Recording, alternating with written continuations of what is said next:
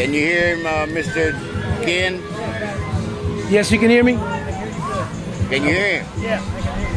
Okay, so Can you turn your seat a little bit toward him? Yes.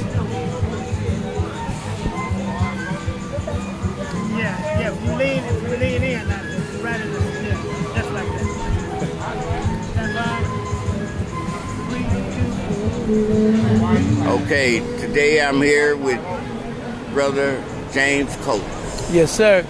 director of these vendors that you see here on Lake Merritt. Yes. And we're gonna just maybe let him begin with some history of how you got here at the lake. Yes. You have a long history of business, being an entrepreneur and a businessman. Briefly tell us about that. Without Okay. going, I know you can stretch it out. Yes. So the lake itself, we back last year in 2020, the pandemic had hit in January, and there was a health pandemic, of course. As a result, it triggered a economic pandemic. So as a result of that, blacks started coming to the lake. Black people started coming to the lake on Lakeshore Avenue and setting up, selling their wares. They were making candles, they were making T-shirts, they were making cookies, they were cooking food, they were creating jewelry, and helping them to earn some money towards their living, because again, people had lost their jobs, they had lost their opportunity as far as a living. And we do what we know. When things get tough, we become creative. I like to see us become creative, period, all the time, instead of waiting till we get in a pinch. Yeah. You know, however, it was a good thing. People who had never sold anything before came on the lake and set up to sell. And that was a good thing. And as a result, it attracted a lot of people to the lake. And it was so many vendors. We had up to 75 vendors. Yes. And then, of course, it attracted the party. People want to come out and party. The music, the cannabis, the alcohol. We know that it happens. However, it got out of hand. It got out of hand with the parking. People parking in people's driveways. People who living over there on Lakeshore, and they, urinated in their driveways and in their doorways. So things got out of hand. I must admit that. But people were trying to earn some money to take care of themselves. Yeah. So anyway, it just got explosive, and I wanted to find a way for us to continue to be able to do this in a safe and respectful way. And I started organizing the people. Who authorized you to do that? Nobody authorized me to do that. I saw the need. That's who I am. Yeah. I saw the need. I saw the opposition in terms of people were not happy. Neighbors were not happy. A lot of neighbors, not all of them. Yeah. Because we had some people that love what we're doing, but they said we're creating too much noise, generating too much trash around the lake, and like I said, blocking driveways, double parking in the center of the street, and it got big and it got explosive. So anyway, initially I said I'm not going to leave, because the city said, the enforcement department said, you guys will have to leave. This is illegal. You cannot vend on the lake. Yes. It's against the law. This is Parks and Recreation. This grass, which we're sitting on now, is Parks and Recreation. It's their jurisdiction. The street and the sidewalk is the city of Oakland. So anyway, I said we were not going to leave. Yes. And we were getting citations. I got $4,000 of citations. No, you did. Yes, sir. I got them. I got them at the house right now. No, you did. And so other vendors got citations. And Wait a minute, James. Are you aware now of SB 946, the state law that Governor Jerry Brown passed about street vending? Are you aware of some of the words in that law that says you can't be given excessive fines? Yes, I am aware of that. The question is, getting into the details would be, if we're on Parks and Recreation, we're not in the streets. We're not The law deals with parks specifically. and lakes specifically. Right. So so that's something that I definitely want to look into. Yes. Because we want to see, we can take it to the city of Oakland Yes. if that is actually our state, yeah. but they're in violation. Right, that's correct. If they penalize us in violation of our rights, And it says we should not be prohibited because of neighborhood animus. right. So that's why, as you said, Marvin, we black folks, we need to be educated, we need to be informed, Yes, so we will know what our rights are. right. And that's one of the things about the association, the Black Men Association, is so we can help to educate, Yes, inform, and help educate so people know what their rights are. right. So that's one of the whole ideas of creating this organization. Yes, So anyway, some people decided about when they said citation, some people said, I'm going to leave. yes. I said, I'm gonna stay. I'm gonna stay. Fear. Yes, and then Michael Dabney with Rainbow Italian Night said, Coach, if you're going to stay, I'm staying too. And some people said, we're going to stay. Yeah. And so we kept it going, but every day new people would come out. We're doing it 7 days a week at that point. And new people were coming out. Every day were new people coming out. And so it was just huge. And then because of the pandemic, health pandemic, I said, we need to be socially distanced, Yeah. 6 feet apart. We need to wear masks. We need to have PPE. You know, we need to have the hand sanitizers, all these things at everybody's booth. And we also need to have a bag. So I went and bought these things and passed them out to everyone, and trash bags. Yeah. And started to explain to people why it was important for us to do it, because we, first of all, we wanted to stay there and we wanted to be responsible. And so we need to be organized to that degree so we can continue to be in that same location. Right. But like I said, at a period of time, it got to be out of hand. Yeah. And so I said, listen, the council person, Nikki Bass, and other city officials said, Copes, would you guys be open to another place like Mosswood Park, Bushrod, Infirmary, or something like that? I said, no, we want to stay at the lake. We want to stay at the lake. We want to stay right here. This is the most popular space. This is where the community is. And people, it's known all over. It's centrally located in the city. So, And not only that, let me add that when I was growing up in West Oakland, we were banned from the lake. Blacks couldn't just come to the lake anytime they wanted to. That's so right. we have a whole history of being banned left from out, Lake Merritt. locked out, left out. And after decisions are made, then they bring us in. We're never in on the decision making. Yes. And my whole thing is that I kept saying to the neighbors and the city that we want, you're talking about us, around us, making decisions for us, Yes. and we're not even having anything to do with those decisions. That's right. So my thing was to us to have a voice. Right. Now I understand that sometimes you can't have a bunch of people speaking all at the same time.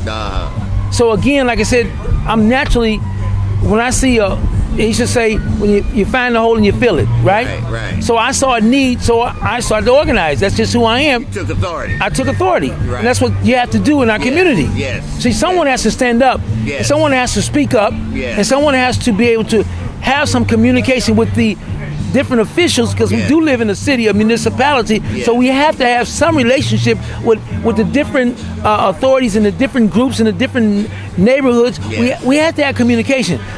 People don't understand we're all in this together. Yeah. And we don't always agree, but we need to be able to all come to the table and give our points of view. So anyway, finally was the decision made to come down to the El Embarcadero. I said this could be acceptable because it's still at the lake. And we won't be parking in people's driveways. We won't be blocking the streets. We won't be pissing all over the place. And but we'll still be at the lake.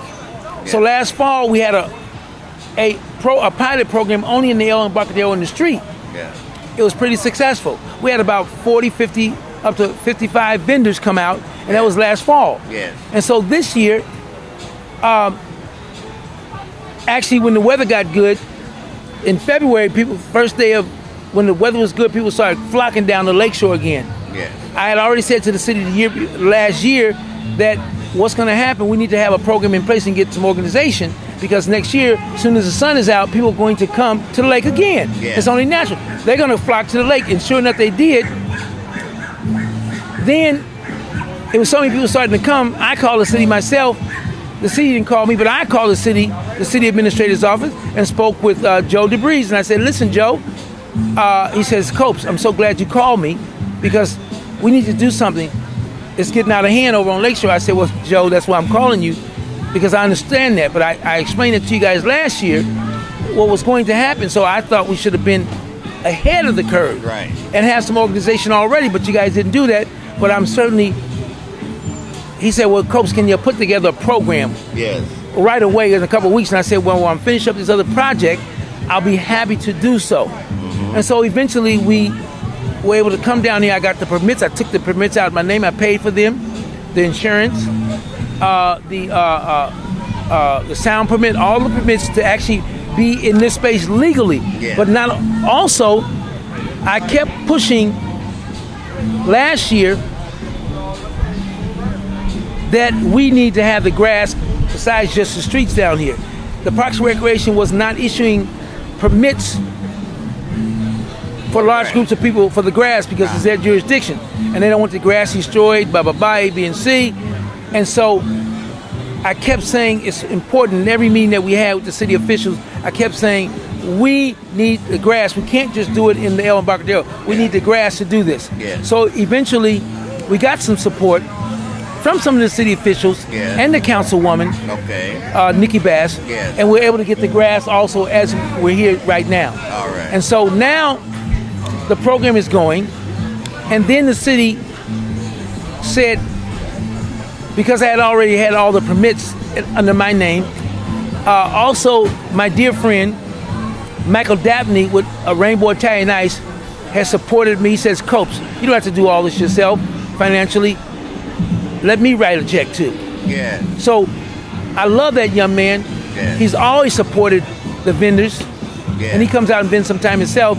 And also he's helped them with their PPE and getting loans and grants and the whole bit. Yeah. He's a tremendous community resource again. Yeah. So I want to, again, give him credit. Well, Michael Dabney. Well, I want Credit you- where credit is due. I want the people to know that I've been awarded a grant to help street vendors.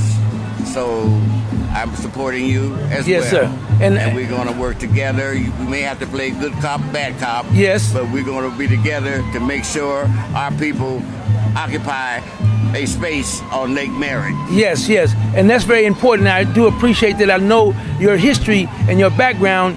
You grew up here like I did, Yeah. and you've been active in the community Yeah. on many levels, and you've started programs, and you have been also a catalyst and an activist and an advocate for black people to have rights and to understand their rights. Right. And you're an educator, of course. Yeah. Everybody knows it about you, and you're an author, Yeah. and many other things. So we do appreciate you, and I believe that it's a perfect marriage, so to speak, Yes. for us to come together, and like I said, to help continue to create and organize Yes. and Yes. educate Right. Absolutely. people on their rights, and so we can grow and develop. So the whole thing is being here. There's people have a misconception because initially, early on, I was talking about perhaps it would be a $25 charge a day. Yes. But I never implemented that because I wanted. There were new vendors that's never sold before, and they're learning, and they're growing, and I didn't want them to have to pay. Right. So that's why I Right. said, let's just make it free. And the city Yeah. said, well, you guys should be charging. I said, no, we want to provide this opportunity. Yeah. And what's so good about this is people come out here and they're learning from each other. Right. Vendors are asking each other questions. We're sharing information with them. Where to get your tents from? Where to get your? They went to Michael's to get their T-shirts. Now they learn that they can get them wholesale. Yeah. They went there. They went on YouTube to learn how to make candles. Yes. Yes. And by coming out here, setting up, and communicating with the public, people say, "Well, do you have vanilla candles?" "Oh, I don't have those." But if enough people say, "I want a vanilla candle," that triggers your mind. Yeah. It should trigger your mind. You go home and make some vanilla candles. That's right. And so you learn through experience, Yeah. and people talk to you, and we share, and we help each other. So this is a community. Yes. We're creating community here. Right. And the neighbors are part of the community. We want to respect. We want respect. We want to give respect. Yeah. We're the ambassadors in this community. Right. The vendors. We want to speak to people and welcome them. I don't care who they are. Welcome them to the Black International Marketplace of Oakland. So that's that's in the synopsis of kind of in a short. That's what we're doing. So it's available to people. Let me just say this. So if you're a vendor, particularly if you're a black vendor, if you have a product, as long as it's legal, you can reach us through. Give me your information. It's called BMO, and it's B as in boy, I, M as in Mary, O .org. BMO.org. That's BIMOO.org, and you can register for free, and then you can come out here. We'll respond to you and give you and assign you a space, and we'll communicate with you. So you can come out and vend and have a space, a 10 by 10 space. And like I said, we welcome people that are just starting. We want to help people. We want you to have an opportunity so you can grow and develop a business. Hopefully, and it's already starting to happen, some people are getting now, they're getting brick and mortars. We got one young man who has a brand new trailer. I think it's like $50,000 trailer, and it's called Jerking It. He sells Guyanese jerk, chicken, and other beef and other things, and he's very successful. He has a good following, and now he's going to be down here. The trailer is on its way here now, but he started out here. All right. So what I'm saying to you, there's opportunity, and that's what you and I, again, our organization want to do, help them to transition and get all the information and seminars and training so they can come up and build and grow and be a staple in this community. So we're planning in the very near future, in a few weeks, to come out with a magazine. Yes. Devoted to street vendors. Yes. Here in Oakland. That's what's needed, yes. And it's called Black Street. Yes. The magazine. So look for the magazine. This interview, we plan to transcribe it and feature Mr. Coates in the first issue of the magazine, along with pictures of the vendors and their products, so that we can help promote the marketplace. And of course, we'll put it on video for the internet and Facebook and Instagram and all that other stuff. Well, we certainly appreciate it. Like I said before, we're here Saturdays and Sundays each week, and if necessary, I will give you my number.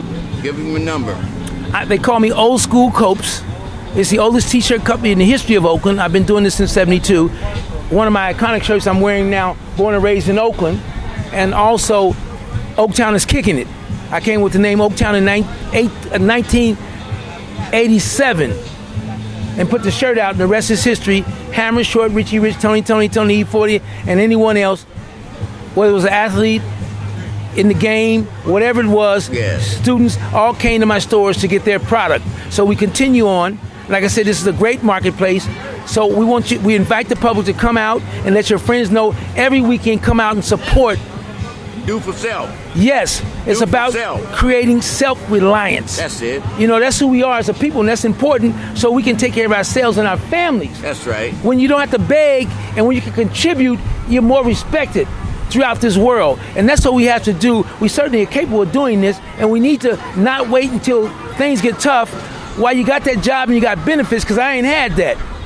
Okay? I've been on the streets and creating for the most part all my life. So what I'm saying to you, while you got that job and it's solid, start something on the side on the weekends and start coming out here and creating and doing it. That's right. You can take the risk because you got the benefits. I don't have no health benefits from a job, but while you got them, take advantage of it. While you got that job, that security, create your own, so eventually you can transfer into your own situation if you like. So that's what we all about, right, Marvin? Yes, sir. Marvin X, thank you so much, sir. So we're going to close out, but we'll have a continuous discussion on black vending and how to do for self here in Oakland, and of course what Oakland does usually becomes a model for the whole country. Yes. Think of the Black Panthers. Yes, indeed. Power to the people. Power to the people. Is that all right? All right. Did you hear everything, brother? Yeah, it was great. Loud and clear? Yeah. All right. That's it. Well, thank you very much. Yes, sir.